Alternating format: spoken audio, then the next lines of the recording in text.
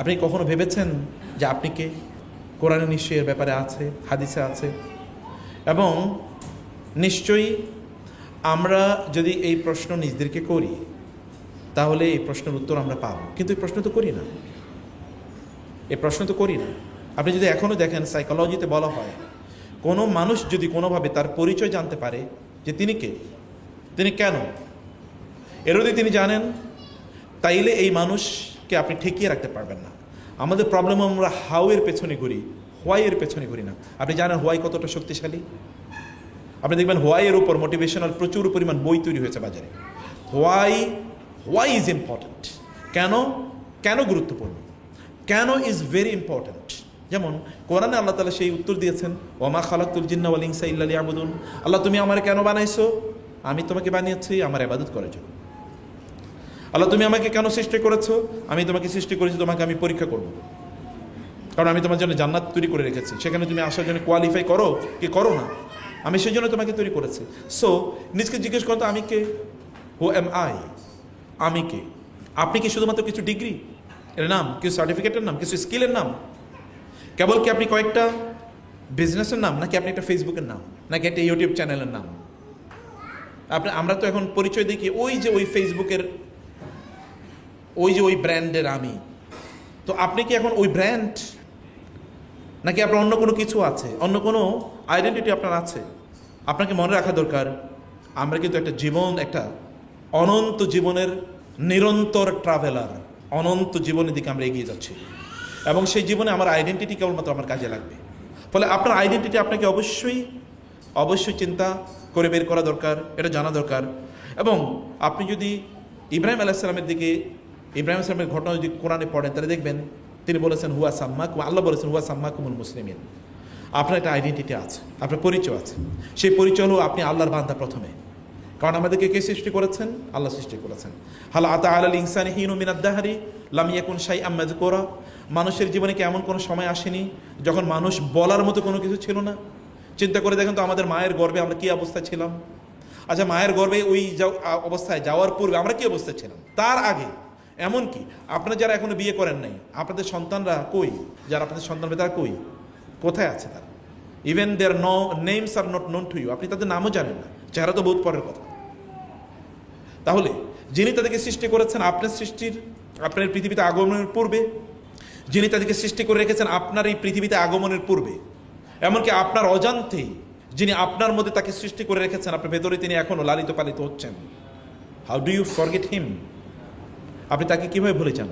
তাকে ভুলে যাওয়া মানে আপনার অস্তিত্বকে আপনি ভুলে যাওয়া। অথবা আপনার সেই রবকে আপনার ভালো করে চিন্তা করা দরকার, ভালো করে ভাবা দরকার। প্রাইভেট ইউনিভার্সিটির দুই ছাত্র, তারা খুব ক্লোজ ফ্রেন্ড, খুবই দোস্ত, মানে তাদের মধ্যে প্রচণ্ড দোস্তামি, মানে তারা প্রচণ্ড ক্লোজ ফ্রেন্ড, একজন আরেকজনের জানের জান, এছাড়া বাঁচে না। তারা যাচ্ছিল বাইকে অ্যাক্সিডেন্ট করে একজন মারা গেছে, আরেকজন বেঁচে আছে। তারা কবরের সামনে এসে দাঁড়িয়ে ভাবলো, আমার এই বন্ধু তো গতকালও আমার সাথেই ছিল, একসাথে আমরা আড্ডা দিয়েছি, আজকেও কবরের মধ্যে, আমি তো আজকে কবরে না, আমি আজকে এখানে জীবিত আছি, আমি তো যেতে পারতাম, যদি আমি কবরে যেতাম আজকে কি হতো আমার?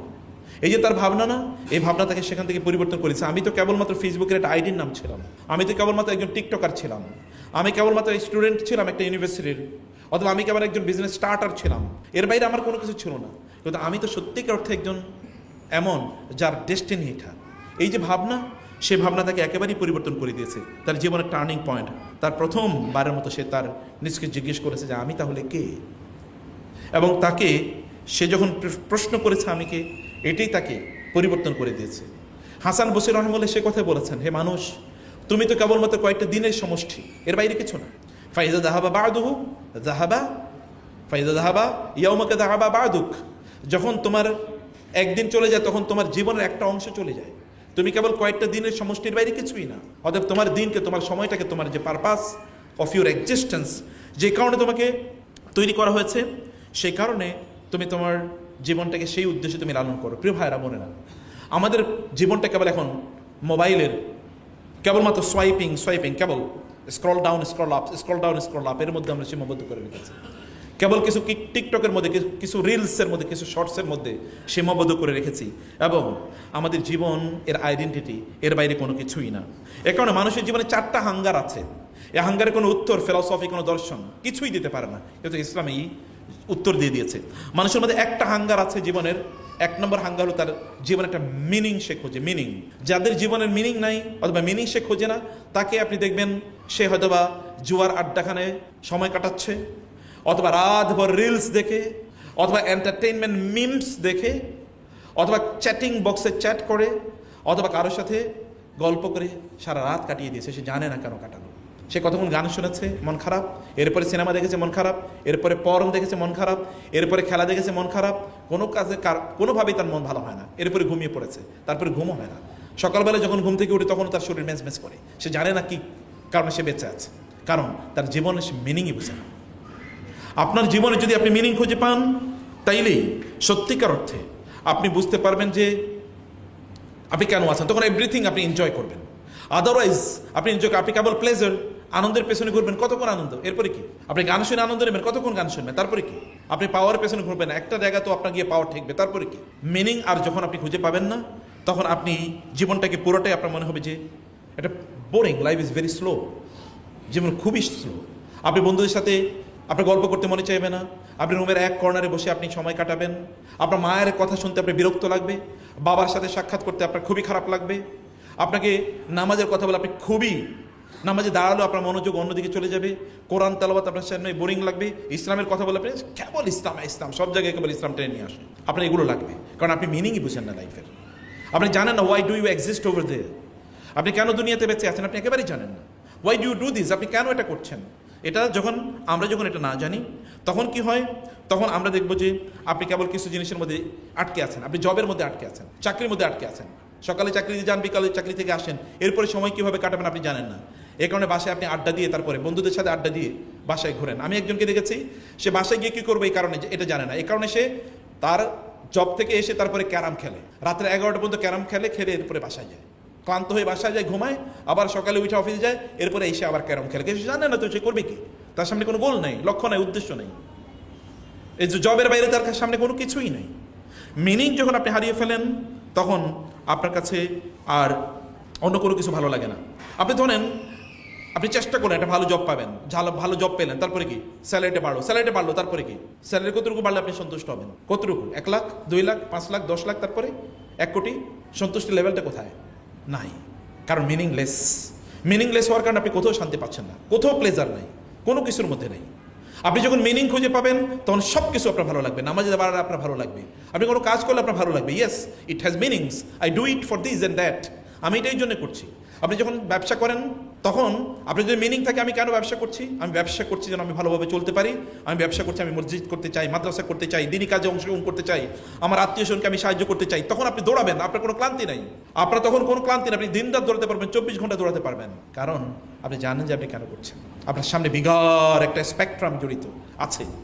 যখন এগুলো কোনো কিছু থাকবে না, তখন আপনি হতাশ হবেন কিছুক্ষণ পরপরই, আপনি লাইফের কোনো কিছুই খুঁজে পাবেন না। আল্লাহ তাআলাকে আপনি যখন আপনি খোঁজেন, তখন আপনি আলটিমেটলি খুঁজে পান আপনার রবকে যখন আপনি খুঁজে পান, তখন আপনি আপনার রবকে ভয় করেন, তাকে ভালোবাসেন। ওমা ইয়াত্তাকিল্লাহা ইয়াজআল লাহু মাখরাজা ওয়া ইয়ারযুকহু মিন হাইসু লা ইয়াহতাসিব, তখন কোনো কিছু আপনাকে ক্লান্ত করে না। আপনি অসুস্থ হতে পারেন, অসুস্থ আপনাকে দুর্বল করতে পারে, কিন্তু কোনো মোটিভেশন আপনাকে দুর্বল করে না। আপনি ইউ আর নেভার ডিমোটিভেটেড। আপনি কেন ওটা পেলেন না এটা নিয়ে আপনি ডিমোটিভেটেড হন না, কেন ওইটা আপনি কম পেলেন তা নিয়ে আপনি ডিমোটিভেটেড হন না, কারণ আপনি জানেন দিন শেষে আমি যাই করি না কেন, আমি তো একটা জায়গায় গিয়ে আমার রিওয়ার্ড আমি পাবই, আমি তো একটা জায়গায় রিওয়ার্ড পাবো। আপনি ক্লাসে যদি C+ পান, D+ পান, অথবা B+ পান, অথবা A- পান, অথবা A পান, আপনার তাতে কিছু যায় আসে না, আপনি এতে কিছুই মনে করেন না, কারণ আপনি জানেন যে আপনার ডেস্টিনি ইজ ডিসাইডেড, আপনার ভাগ্য নির্ধারিত কি হবে। আপনি চেষ্টা করে যাচ্ছেন, আপনার রব আপনাকে যেখানে পৌঁছানো সেখানে আপনাকে পৌঁছে দেবেই। ফলে একজন মানুষ তিনি যদি তার মিনিং খুঁজে পান, তখন তিনি তার রবের উপর তাওয়াক্কুল করেন। রবের উপর তাওয়াক্কুল করলে আপনি তখন বিপদে পড়লে আপনি জানেন আপনি একটা এমন শক্তিশালী নদীর পানির মতো, খরস্রোতা নদীর পানি, এটাকে কোনোদিন আটকে রাখা যায় না, বন্যার পানির মতো, ফ্লাডের মতো আপনি যদি কেউ আটকাতে চায় তাহলে সেটা একেবারে বাঁধ ভেঙে তারপরে সামনে এগিয়ে যাবে। আপনি জানেন কেউ আপনাকে বাধা দিলে আপনি অন্য রাস্তা তৈরি করে এগিয়ে যাবেনই। এরকম একটা মেকানিজম, এরকম একটা অবস্থা আপনার মধ্যে তৈরি হয়ে যায়। প্রিয় ভাই, প্রিয় বোন, তখন আপনি বুঝেন, আপনি যখন বাসা থেকে বের হচ্ছেন, অফিসে যাবেন, তখন আপনি ক্লান্তি ফিল করেন না, সেখানে গিয়ে আপনি ফাঁকি দেন না। আপনি যখন জব করেন তখন আপনি ক্লান্তি ফিল করেন। আপনি যখন টাকা ইনকাম করেন তখন আপনি মনে করেন যে এনাফ ইজ এনাফ, না যথেষ্ট, ঠিক আছে, আর কোনো লাগবে না, এটা আপনি মনে করেন না আমার আরো সামনে অনেক বড় কাজ আছে। আপনি তখন আরো অনেক বড়, আপনি কেন অত টাকা ইনকাম করেন, তখন আপনি হারামের পথে আর হাত বাড়ান না। আপনি জানেন যে আমার পারপাস তো হারাম ইনকাম করে না, আমি তো হালালের পথে, আল্লাহ তো হালাল আমাকে প্রচুর পরিমাণ দিয়েছেন, হারাম তো আল্লাহ তাআলা আমাকে বাধ্য করেন নাই, বরং হালাল আমার কাছে উন্মুক্ত। হালাল এত বেশি, হারামের আইটেম এত কম যে আপনি খুঁজেও পাবেন না। হারামের আইটেম এত পরিমাণ কম, আপনি মদ, জুয়া, ব্যভিচার, কয়টা হারামের নাম বলতে পারবেন? আর সব everything is halal except a few declared by Allah সুবহানাহু ওয়া তাআলা। আপনি হারামের অপশনস আর অ্যাভেলেবল, হারামের দিকে আপনি হাতই বাড়াবেন না, কারণ আপনি জানেন হালালের মধ্যে বারাকা আছে, হালালই আপনাকে অনেক উপরে উঠিয়ে দেবে। কারণ আপনি তো এগুলো প্রত্যেকটার জন্যেই, প্রত্যেকটার মধ্যেই কি আপনি প্রত্যেকটার মধ্যেই আপনি মিনিং খুঁজছেন। প্রিয় ভাইয়েরা, সম্মানিত বোনেরা, এর মধ্যে যেটা বলছি, যেমন আপনি যদি বিজনেস উদ্যোক্তা হন, যেমন আজকে আপনার যে উদ্যোগের কথা এখানে বলছেন, এই উদ্যোগটা কেন আপনি নিচ্ছেন? আপনি একবার চিন্তা করে দেখেন, একজন এরকম নতুন আপনাদের মতো একজন স্টার্ট আপ, এবং কিন্তু তারপরে তার ভেতরে এক ধরনের অদ্ভুত শূন্যতা, প্রচুর বিক্রি হয়, কামাইও বহু হয়, ইনকাম বহুত করছে, কিন্তু তার মধ্যে কেমন যেন একটা শূন্যতা, এবং সে কোনোভাবে নামাজে তার মন বসে না, দুশ্চিন্তায় সে সবসময় তার সময় কাটে, এবং মাথায় সবসময় কেবল হিসাব নিকাশ, কেবল কত লাভ হলো, কত লস হলো, কত দামে ফেব্রিক কিনলো, কত দামে এটা বিক্রি করলো, এগুলো নিয়ে কেবলমাত্র সে ব্যস্ত। একবার এক ভাই এসে তাকে বলল যে তুমি কেমন চলছে? বলে ভালো, কিন্তু কেমন যেন একটা শূন্যতা, কেমন যেন ভালো লাগে না এরকম একটা ভাব। তিনি বলেন তুমি কি আল্লাহর হক আদায় করো? মানে কি আল্লাহর হক? মানে কি আমি ব্যবসা করছি, আমি তো শুনি না, আল্লাহর হক আবার কি?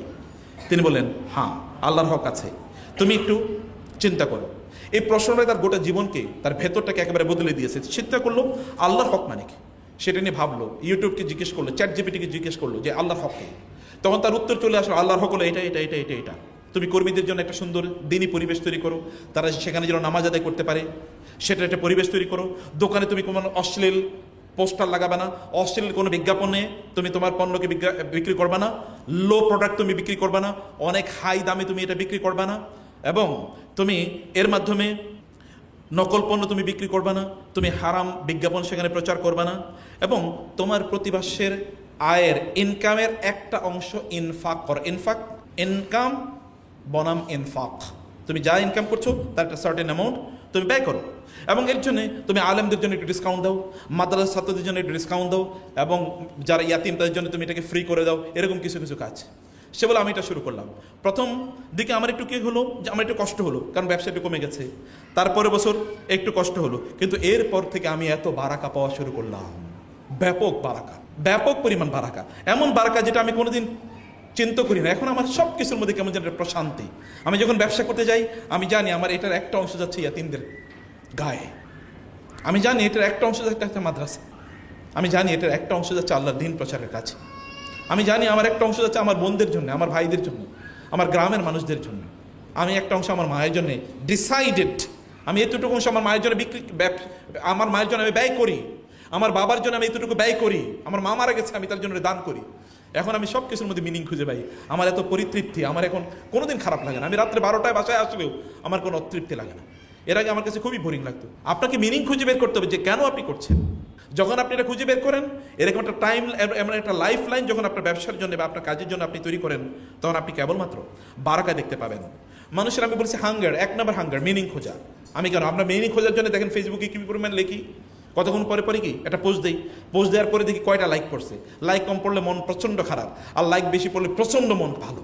দেখো আমার লাইক এরকম পড়ছে, কমেন্টের উপর কমেন্ট, কমেন্টের উপর কমেন্ট, কমেন্টের উপর কমেন্ট, একটার পর আরেকটা, আরেকটার পর আরেকটা, মানুষের দেখিয়ে বেড়ান। অনেকে দেখুন বলে অমোক সেলিব্রিটি, কারণ তার ফেসবুক ফলোয়ার হলো 1.7, 1.8, 2.5, 6.6, তাই না? এটা তার সেলিব্রিটি স্ট্যাটাস, এটা তার আইডেন্টিটি। এটা নিয়ে আপনি তখন খুবই আনন্দে ভাসেন, অত আপনার মন খারাপ হয়ে যায়। এরকম মিনিং খোঁজার চেষ্টা করে মানুষ, সত্যি করতে মিনিং খোঁজে। আপনার বাচ্চারাও কিন্তু মিনিং খোঁজার চেষ্টা করে।